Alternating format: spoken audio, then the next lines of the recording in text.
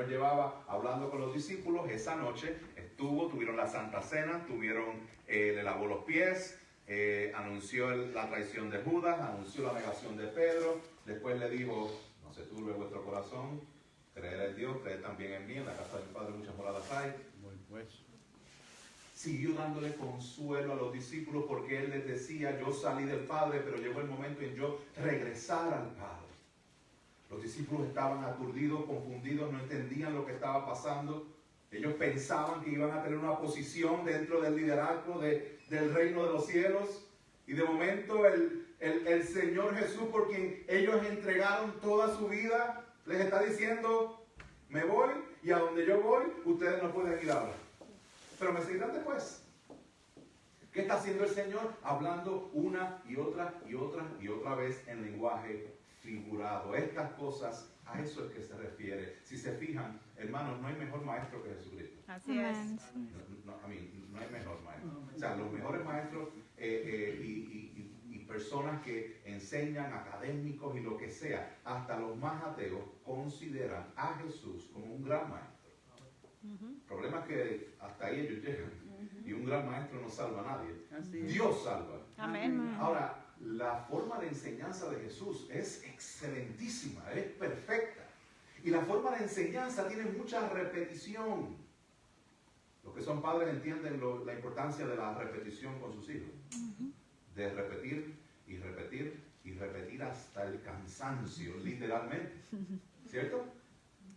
Y es la forma en que Jesús enseña a los discípulos. Por eso es que en este discurso de despedida, en el capítulo 13, 14, 15 y 16, usted va a ver que hay temas recurrentes. Él le habla de la paz, él le habla, me voy a ir al Padre. Me voy al Padre, esa frase, él la dice 11 veces en estos 3, 4 capítulos. Repetitivo, repetitivo, repetitivo, repetitivo. Hermanos, usted le ha repetido algo muchas veces a sus hijos y aunque lo ha repetido 1000 veces, sus hijos todavía no lo entienden. El Padre ha repetido muchas cosas repetitivamente a nosotros muchas veces y tú y yo todavía no entendemos. No crean que los discípulos son cabeciduros, no crean que los discípulos, mira para allá, si yo hubiese estado allí yo hubiese entendido. No, si tú hubieses estado allí hubieses hecho hasta un poquito peor a lo mejor que él. No quiero que nos pongamos muy arriba. Esto es lo que está hablando y él les hablaba en lenguaje figurado o en alegorías o en parábolas. Es la forma de enseñanza del Señor. Y esto tiene algo bien interesante porque las parábolas o las alegorías o la forma de enseñanza de hablar del Señor Jesús tenían dos propósitos principales. Uno de ellos era para expandir el conocimiento. El otro era para juicio. Eso lo vamos a hablar otro día cuando hablemos de las parábolas, pero Marcos capítulo 4, versos 10 y el 12, después de hablar de la parábola del sembrador, dice el Señor, dice, cuando se quedó solo, sus seguidores, junto con los 12, le preguntaban sobre las parábolas y les decía, a vosotros os ha sido dado el misterio del reino de Dios, pero a los que están afuera reciben todo en parábolas, para que viendo, vean pero no perciban y oyendo oigan pero no entiendan. No sean que se conviertan y sean perdonados. La dinámica del Señor es al que cree, las parábolas tienen una expansión del conocimiento que ya tienen, que el Señor ha implantado en ellos, pero aquel que no cree, que es cabeciduro como todos los fariseos que estaban tratando de hacer caer al Señor, estas parábolas endurecían más el corazón de estas personas. Ahora ya no estamos con los fariseos, Jesús está a puerta cerrada con sus discípulos, con los que entregaron todo, ya ni Judas está en medio de ellos, quedan 11. Y Jesús hablaba de esta forma con parábolas, alegorías, con sentido figurado, y la forma en que hablaba la gente no lo entendía, aún sus discípulos. Se malinterpretaba. ¿Se acuerdan cuando dijo Jesús, destruiré el templo y en 3 días lo voy a levantar? ¿Se acuerdan cuando dijo a Nicodemo, el que no nace de nuevo no puede ver el reino de Dios? ¿Qué es eso? Lenguaje figurado, alegoría. Capítulo 4 dice a la mujer samaritana, si tú conocieras el don de Dios y quién es el que te dice, dame de beber, tú le habrías pedido a él y él te hubiera dado agua viva. ¿Cómo tú me vas a pedir agua a mí si tú eres judío, yo soy samaritana, los judíos, entendían lo que Jesús estaba diciendo. En el capítulo 6 él dice, yo soy el pan de vida. Alegorías. El que viene a mí no tendrá hambre y el que cree en mí no tendrá sed jamás. ¿Qué está diciendo el Señor? ¿A qué se refiere? Hermanos, en ese momento no era posible entender a la perfección, a plenitud lo que el Señor estaba diciendo. Pero viene el tiempo cuando no os hablaré más en lenguaje figurado, sino que os hablaré del Padre claramente. Amén. Porque la cruz no había pasado. Jesús estaba de camino a la cruz. Y hay unos lentes diferentes que nosotros tenemos cuando vemos la historia de la palabra, la historia de redención desde Génesis hasta Apocalipsis. Cuando vemos esta historia con los lentes de la encarnación, vida, muerte, resurrección y exaltación de Jesús, entonces las cosas empiezan a hacer clic, clic, clic, clic, clic, clic, clic, clic. Me voy a enredar yo aquí para darle la demostración. Esto es lo que sucede. Que cuando vemos las escrituras separadas de Jesús, no hace sentido. Cuando la vemos tratando de simplemente yo voy a ponerme a mí en el centro de todo lo que está en la Biblia y esto es un libro como para yo poder mejorar mi vida y ser una mejor persona, si esa es la intención tuya de leer la Biblia, lamentablemente no va a funcionar. La Biblia se interpreta con la palabra y se interpreta con los lentes de la historia redentora del Señor. Amén. Sí, Amén. Señor. ¿Se acuerdan cuando Jesús resucita? Y habían dos discípulos caminando de camino a Emaús. ¿Qué hizo el Señor Jesús? Les habló claramente, no con alegoría, claramente le dijo. Pero esto fue lo que habló Moisés y todos los profetas. Y después dice la Escritura, entonces le fueron abiertos los ojos y les reconocieron, pero él desapareció de la presencia de ellos. Cristo y su historia es la que abre los ojos de todo aquel, de toda persona. Vamos a seguir leyendo en Juan, verso 26. Dice, en ese día pediréis en mi nombre, y no digo que yo rogaré al Padre por vosotros, pues el Padre mismo os ama. Porque vosotros me habéis amado y habéis creído que yo salí del Padre y he venido al mundo, de nuevo dejo el mundo y voy al Padre. Quiero poner un encasillado en esta parte para que lo entendamos muy bien, y es que el Señor nos ama, porque acabo de leer que el Señor nos ama y pasó desapercibido. Y muchas veces no nos damos cuenta, sí, el Señor nos ama, pero es que yo tengo esto. El Señor nos ama. Amén. El Señor nos ama. Amén. Si estamos en Cristo. Amén. El Señor nos ama. El Señor nos ama. Amén. ¿Nosotros creemos que el Señor nos ama? Amén. ¿Cómo que nosotros vamos a entender que el Señor nos ama? Cuando dice, en ese día pediréis en mi nombre. ¿A qué se refiere con ese día? Otra vez se refiere a lo que estaba a punto de acontecer. A su muerte y su resurrección. Y dice, pediréis en mi nombre.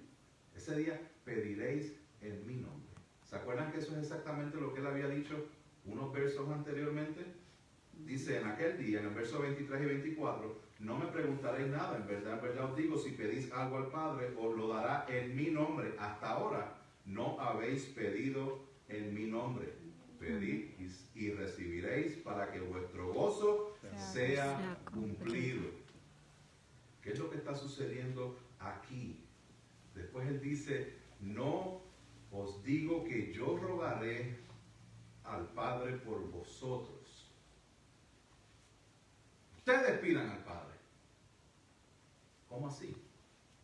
¿Qué significa este verso entonces? ¿Cómo que en ese día pediré en mi nombre? Y no digo que yo rogaré al Padre por vosotros. O sea, ¿el Señor no va a rogar por nosotros en ese día?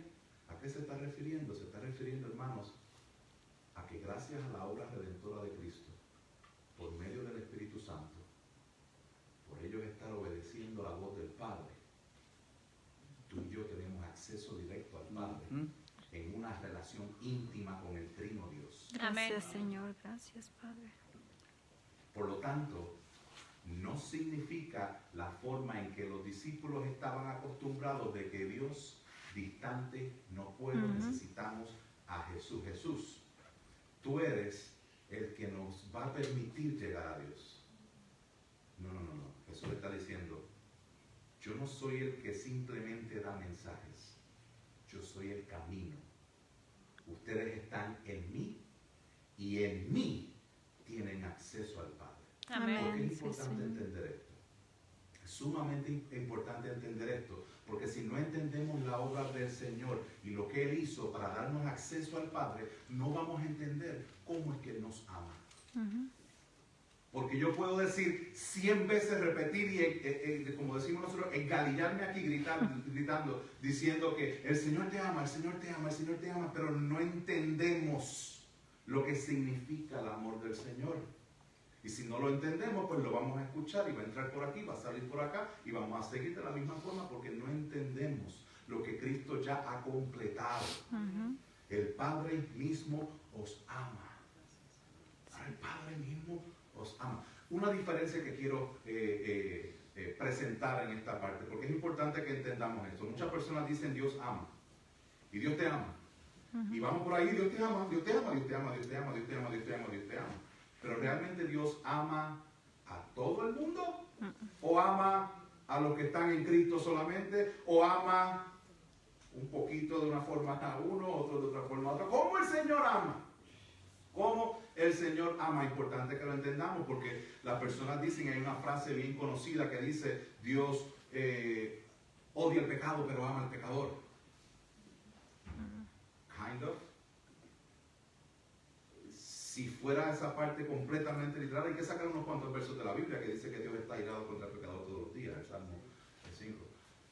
Entonces, ¿cómo nosotros manejamos esta dinámica? Tenemos que entender que todos somos criaturas de Dios, hechos a la imagen y semejanza de Dios. Por consiguiente, Dios tiene un amor de benevolencia hacia toda criatura. Ese es el amor de benevolencia de Dios. Toda persona, por el carácter de quién es Dios y por ser criatura de Dios, recibe este amor de benevolencia. Hay un amor que se llama un amor de beneficencia, un amor que es más como la gracia común, esta gracia que le cae a todo el mundo. La lluvia cae sobre el creyente, sobre el impío. El matrimonio es una gracia común, que se casan creyentes inconversos. Hay cosas en que Dios ama y todos se pueden beneficiar de ese tipo de amor. Pero hay un tipo de amor, hermano, que se llama un amor de complacencia. Cuando hablamos del amor de Dios, Dios no se complace en el pecado. Dios no ama de manera complaciente hacia alguien que está en total rebelión con Él. La palabra nos dice que éramos enemigos de Dios. El que es enemigo de Dios no tiene un amor complaciente, no recibe un amor complaciente. Por eso es que Cristo pagó el precio, por eso es que Cristo vino, murió, resucitó. Está sentado a la diestra del Padre y nos está llamando para que vengan a Él, porque el amor de complacencia del Padre únicamente está en Cristo. Amén. Sí, sí. Si tú estás aquí y no estás en Cristo, ven al Señor, dale la espalda a tu pecado. Ven al Señor, solamente en Él hay vida eterna. Amén. Solamente en Él podemos recibir este amor de complacencia. Es las palabras de Dios mismo cuando Cristo fue bautizado, donde se oyó una voz del cielo que dijo, Él es mi Hijo amado, en Él tengo complacencia. Es la voz que se escuchó nuevamente en el monte de la transfiguración cuando el Padre dice, en cierta forma manda a callar a Pedro. Pedro, silencio.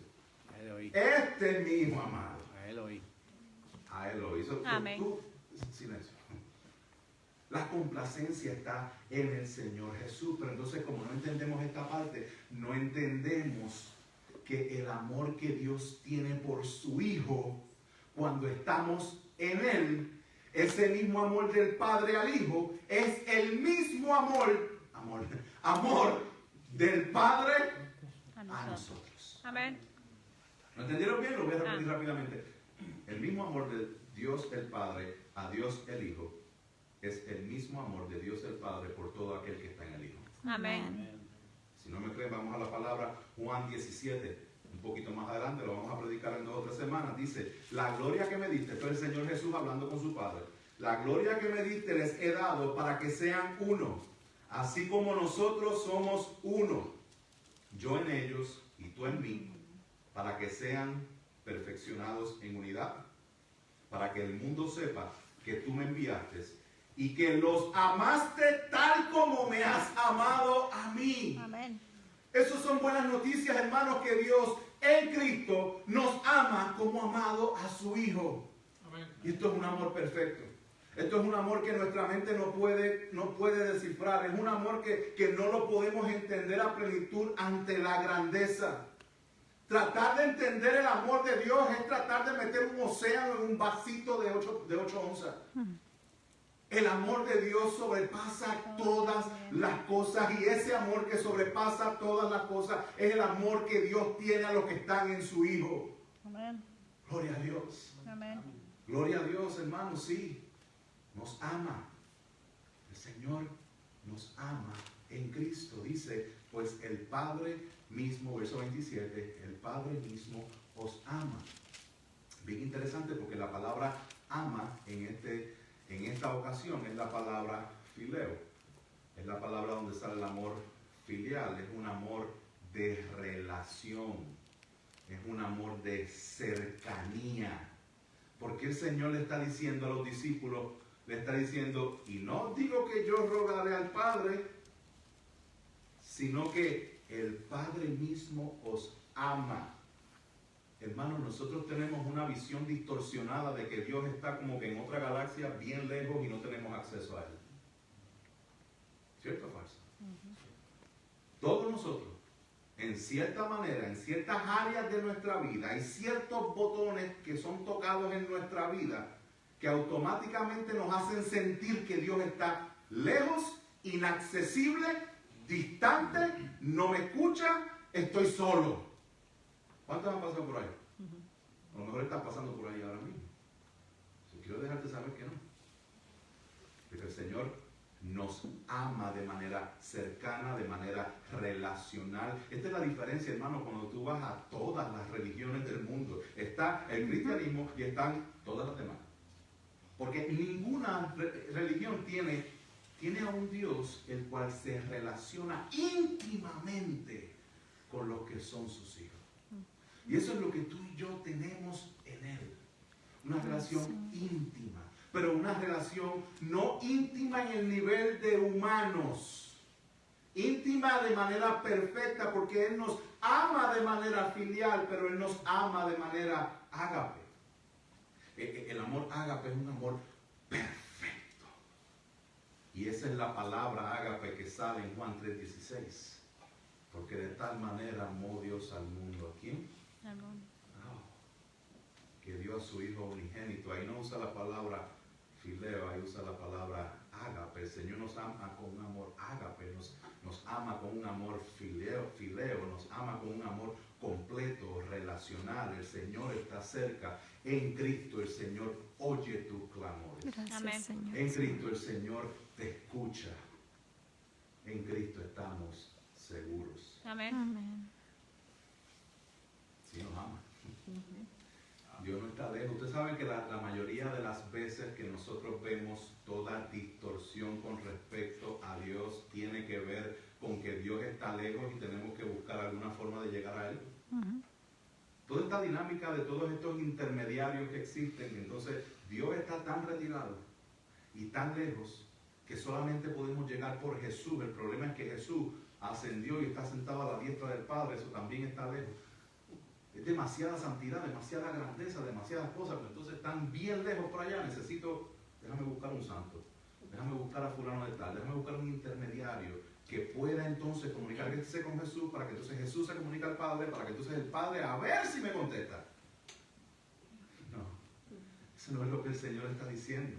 Tenemos un acceso directo, por tanto acerquémonos con confianza al trono de la gracia para que recibamos misericordia y hallemos gracia para la ayuda oportuna. No hacen falta intermediarios. Significa que como yo puedo ir directo al Padre, significa que Jesús no es el intercesor.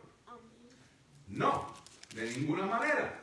Significa que la única razón por la cual tú puedes ir al Padre en confianza, en cercanía, es por la obra de Cristo, estando en Cristo. Gloria a Dios. El Señor no trazó el camino y se fue allá arriba. El Señor está allá arriba y es el camino en el cual andamos todos los días por medio de su Espíritu Santo. Amén. Ese es el llamado del Señor, que nosotros entendamos cuán grande es Él y que no hay forma en que podamos vivir la vida cristiana separados de Él.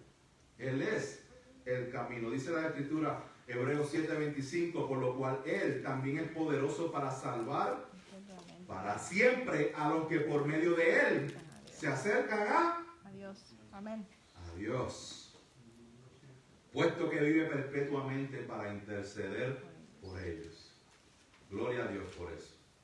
Después dice, porque vosotros me habéis amado y habéis creído que yo salí del Padre. Pregunta que yo les hago, porque a lo mejor puede haber algún tipo de confusión con esto. El Padre nos ama. ¿Y por qué el Padre nos ama? El Padre nos ama porque yo me he esforzado muchísimo y he leído muchísimo y he entendido yo mismo que Dios es grande y que yo tengo que rendirme a Él, y yo he hecho muchas cosas buenas y yo sirvo en la iglesia y soy voluntario y yo. No, el Señor no nos ama por eso. El Señor no te ama a ti con un amor de complacencia por lo que tú haces. Mas sin embargo, cuando nosotros no somos capaces de hacer o nuestro performance es un poco afectado, pensamos que Dios, la desconexión se fue. Yo estaba cerca de Dios mientras estaba aquí, mientras yo hacía. No, hermanos, si tu relación con Dios depende de lo que tú haces, esa relación está guindando de un hilo y se va a destruir el momento en que dejes de hacerlo.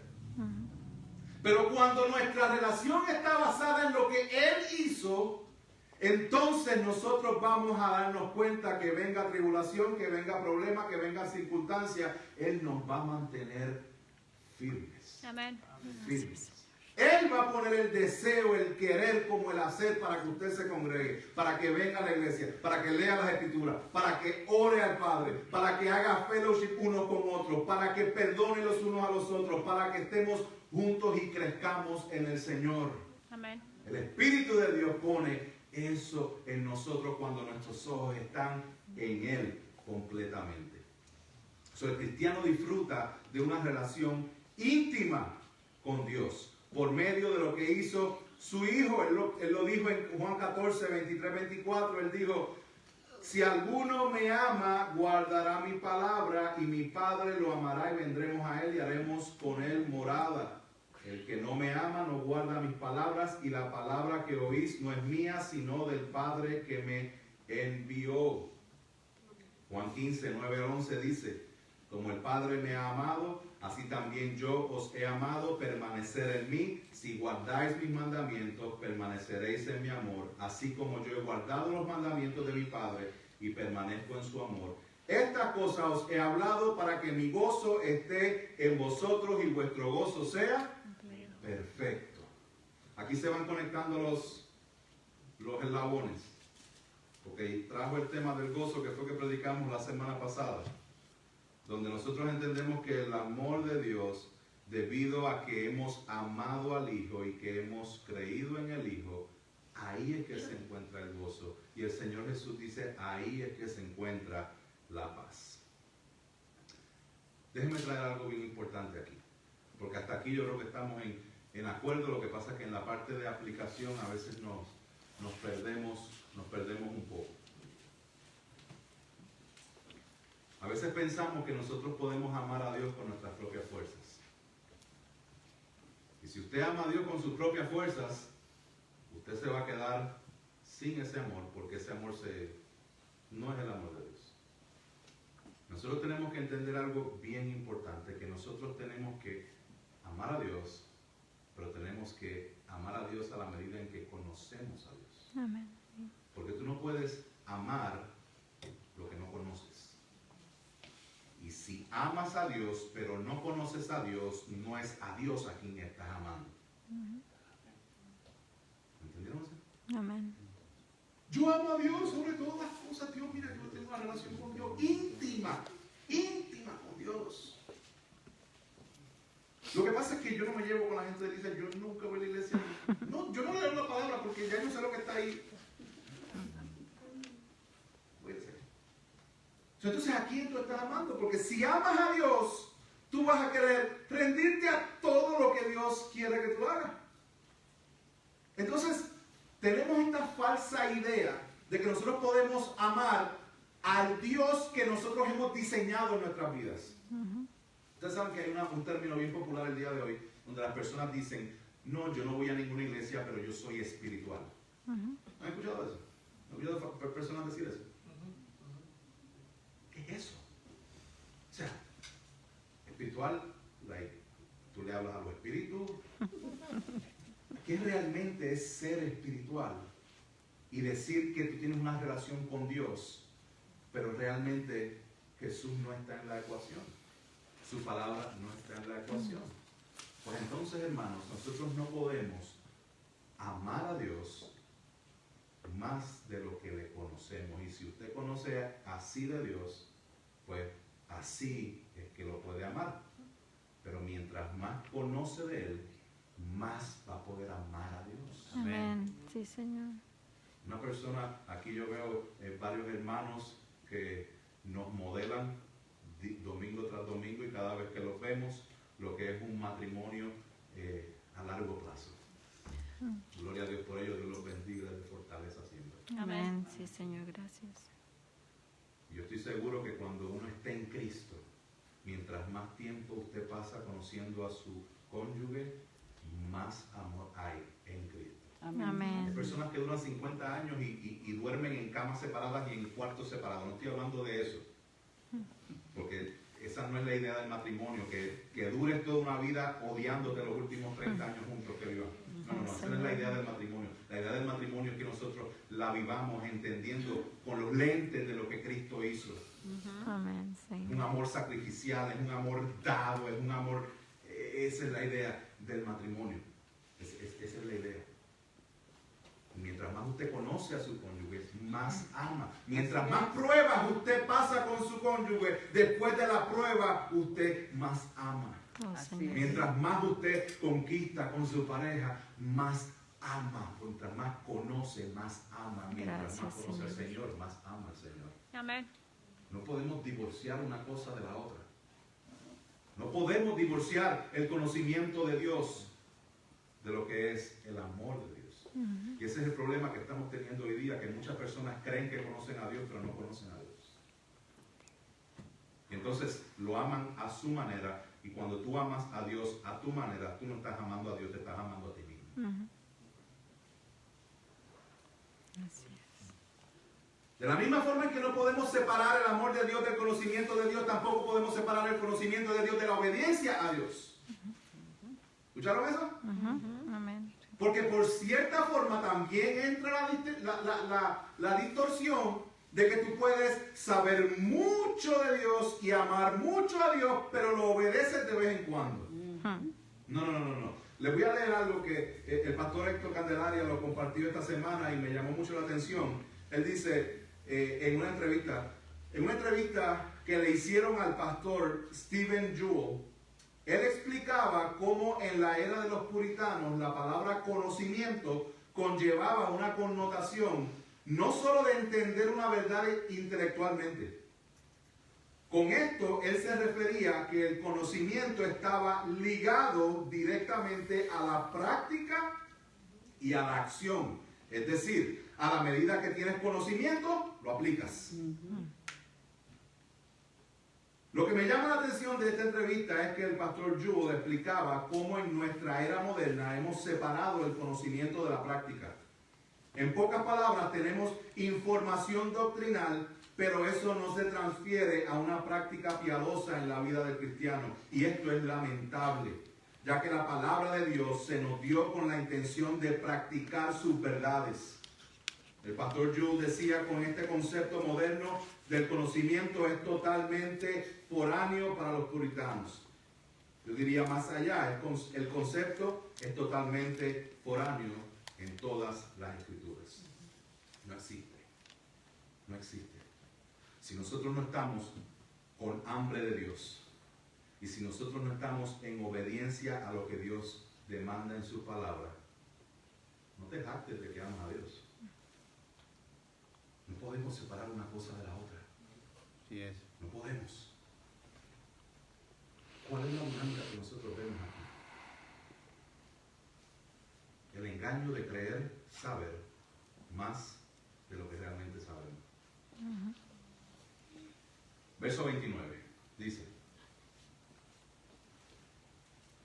sus discípulos le dijeron, he aquí.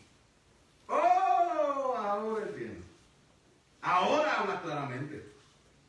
Ahora nosotros sabemos. I know.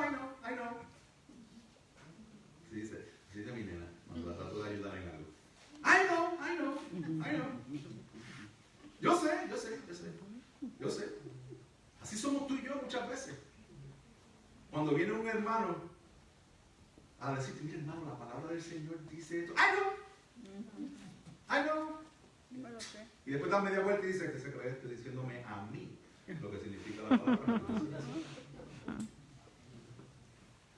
Ustedes saben que mientras tú aparentas el conocimiento de la palabra de Dios, estás actuando de manera totalmente contraria a lo que la misma palabra te dice. El engaño de creer saber. Sus discípulos le dijeron, he aquí que ahora hablas claramente y no usas lenguaje figurado. Ahora entendemos que tú sabes todas las cosas y no necesitas que nadie te pregunte. Por esto creemos que tú viniste de Dios. Por esto. ¿Por qué? ¿Por qué? Porque ellos tenían preguntas y sin preguntarlas el Señor se las contestó. Por eso sabemos que tú eres el Hijo de Dios. Tenemos a Dios encarnado. Tenemos a Dios por 3 años haciendo milagro tras milagro, cosa sobrenatural sobre cosa sobrenatural, caminando sobre las aguas, levantando muertos, sanando ojos ciegos, todo tipo de enfermedad. Y ahora que tú descifraste la pregunta que no pude preguntar, ahora yo sé que tú eres Dios. Usted se da cuenta, hermanos, cómo a veces en la palabra, como hermanos, nosotros nos ponemos a pelear por discusiones que realmente no valen la pena. No, porque Cristo viene antes de la tribulación. No, viene después de la tribulación. Tú eres un hereje. No, tú eres un hereje. Wait. Calma, pueblo. ¿Qué estaban haciendo los discípulos aquí? Los discípulos estaban agarrando una verdad, pero la estaban ampliando como si Cristo hubiese venido para simplemente leernos los pensamientos. Cristo sabe nuestros pensamientos, por algo Él es Dios omnisciente. Sabe todas las cosas. Y es cierto, pero no necesariamente ese es el punto principal por el cual Cristo vino. Y hay veces en que sin darnos cuenta, usted y yo entramos en debates en los cuales estamos defendiendo cosas que son secundarias hasta terciarias. Y nos olvidamos que en medio de esos debates, ahí todavía Cristo quiere que yo refleje quién es Él en mi vida. Eso se ve en la iglesia, pero se ve en nuestros hogares. Se ve en nuestros hogares también. Donde yo quiero que el Señor haga algo con mi esposa, o con mi esposo, o con mis hijos.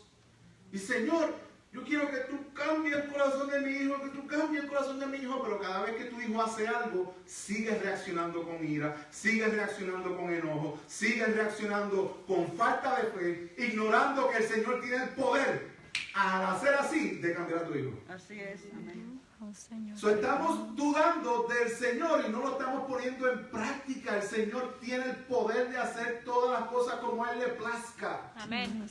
Descansa en el Señor, no descanses en tu propia prudencia, no descanses en cuanto tú sabes, no descanses en lo que tú eres capaz de hacer. descansa en el Señor. Descansa en el Señor y ten presente que en medio de tus pruebas, el Señor, antes de cambiar alrededor tuyo, quiere cambiarte a ti. Amén. Sí, Señor. Y a veces perdemos esa perspectiva porque queremos que el Señor cambie lo de afuera primero y después lo de adentro. Déjame decirte algo bien importante y yo espero que esto arroje un poco de luz a tu situación, cualquiera que sea. Cuando nosotros queremos o dependemos de que Dios cambie una situación externa antes de yo rendir una situación interna en mí, no es a Dios a quien estamos buscando satisfacer. A Así nosotros es, mismos. así es. Hazte la pregunta, ¿por qué realmente tú quieres que tu esposo o que tu esposa cambie?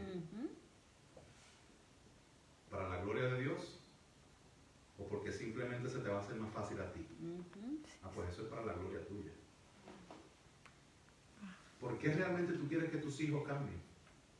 Porque realmente tú quieres que ellos tengan una experiencia con Dios. Gloria a Dios. O porque mientras ellos siguen a Dios, tú vas a poder echarte para atrás y no vas a tener que preocuparte más nada, por consiguiente no vas a tener que buscarle a Dios mismo. Yo sé que esto es challenging, hermano, pero es importante que lo entendamos porque ese retrato de los discípulos somos tú y yo. Somos tú y yo. Hay diferentes formas y yo les pido que ustedes entiendan esto. Cuando uno viene al camino del Señor, es un proceso, uno va creciendo progresivamente. O sea, uno no puede ser, uno se convierte hoy, ya mañana eres un cristiano maduro, no. Cuando usted convierte, se divide. Hay teólogos que lo dividen en 3 etapas. La etapa de infante, que es la etapa donde hay que darte la comida. La etapa de más juventud, donde hay mucha fuerza y mucha energía, pero a lo mejor no tanta sabiduría. Y está la fecha o la etapa de anciano, que es la madurez. El anciano es el que vive firme, no importa, llueve, truene, relampaguee, pase lo que sea, esa persona está firme porque sabe quién es Dios. El joven, subiva. El creyente, hay que llevarlo de la mano. Los 3 son salvos. Los 3 están ahí. Pero es importante que entendamos, hermanos, que son etapas de crecimiento y hay problemas cuando nos quedamos estancados en una etapa. Si usted tiene 70 años y todavía le están dando la comidita, si usted tiene 40 años, 20 años en la iglesia y todavía hay que darle la comida, hay un problema. Hay algo que no está sucediendo de la manera correcta. Podemos estar estancados en esta área, tenemos que estar buscando crecer en Cristo. ¿Cómo nosotros crecemos en Cristo, hermanos? Nosotros amamos a Dios a la medida en que lo conocemos y a la medida en que lo obedecemos. ¿Y cuál es la fórmula, si se puede llamar así? No me gusta la fórmula, pero le voy a dar una. La fórmula de las 3 T. 3 T que son importantes para su crecimiento: tiempo, tempestades y teología. Cuando digo teología me refiero a la verdad de las Escrituras, no cualquier teología, la verdad de las Escrituras. Cuando me refiero al tiempo, uno no madura de un día para otro. Hay que esperar. Y las tempestades, todo Dios lo usa para perfeccionar. O sea, hay que pasar esa prueba de las 3T y ahí mientras pasamos vamos a ir creciendo poco a poco. Ahora, verso 33 dice: estas cosas os he hablado para que en mí tengáis paz. Usted va y lee ese verso y ese verso parece que no concuerda con los versos anteriores. Porque los versos anteriores Jesús les contesta a los discípulos y le dice: ¿ahora creéis? Ustedes están como que creen saber más de lo que realmente saben. La hora viene y ya ha llegado en que ustedes serán esparcidos cada uno por su lado y me dejaréis solo. Mira cuánto saben los discípulos. Ustedes me van a dejar solo. Pero el Señor dice: y sin embargo no estoy solo porque el Padre está conmigo. Pues entonces cuando vamos al verso 33, ahora entonces hace sentido el que el Señor Jesús diga, estas cosas os he hablado para que en mí tengáis paz. En el mundo tendréis tribulación, pero confiad, yo he vencido al mundo. Amén. A lo mejor en las cosas que yo he dicho en esta mañana, a lo mejor has sentido que te he pegado contra la pared, que te he acorralado con las escrituras, pero quiero que termines y quiero que salgas de aquí con la palabra del Señor Jesús. En el mundo tenéis tribulación, pero confiad, Él ha vencido al mundo. Amén. Los discípulos se aprestaban a darle la espalda a Jesús, de la misma forma en que tú y yo le damos la espalda consecutivamente durante nuestra semana. ¿Cierto o falso? Cierto. Pero que no se nos olvide que Dios nos ama. Amén. Gracias, Señor. Que no se nos olvide que Dios nos sostiene. Cuando nosotros entendemos cuán grande es su amor y cuán pecador yo soy, nosotros nos vamos a dar cuenta que no dependo de mí, sino que dependo de Él. Sí, Señor. Y por eso es que el Señor dice con seguridad, estas cosas las he hablado para que tengan paz. Le fallaste al Señor, pero pon los ojos en Él para que tengas paz. Amén. La cosa está difícil en tu casa, pon los ojos en el Señor para que tengas paz. Amén. No importa lo que esté pasando, los discípulos se aprestaban a darle la espalda por completo al Señor Jesús. Y el Señor Jesús los consuela. Hermano, ¿cómo tú tratarías al que tú sabes que en un par de horas te va a traicionar y te va a dar la espalda? Tú le dirías que tengas paz. Eso es lo que hace el Señor Jesús. Que ellos tengan paz porque iba a venir tribulación, iba a venir persecución, iba a venir ataques, iba a venir momentos difíciles para ellos que ellos en sus fuerzas no iban a poder tolerar. Por eso el Señor les dice, les he hablado todas estas cosas para que tengan paz. Paz ante las circunstancias. No importa tu circunstancia, podemos tener paz en el Señor. Si dependes de la circunstancia, entonces la paz que vas a tener es únicamente la que el mundo te ofrece. Si tu esperanza está puesta en Cristo, pase lo que pase, puedes tener paz de la misma forma que puedes tener gozo. Amén. Si se acuerdan de la semana pasada, la única forma en que nos pueden quitar el gozo cuando estamos en Cristo es que nos quiten a Cristo. Ajá. ¿Cierto? De la misma forma en que nos pueden quitar la paz cuando estamos en Cristo, es que nos quiten a Cristo. La paz en Cristo no nos la pueden quitar porque Él nos la da nuestros ojos donde están. Alabado sea, Señor. ¿Están en Él? ¿Están en Amén. Cristo? Amén. Una cosa más, y con esto concluyo. La paz que el Señor da no es solamente ante las circunstancias.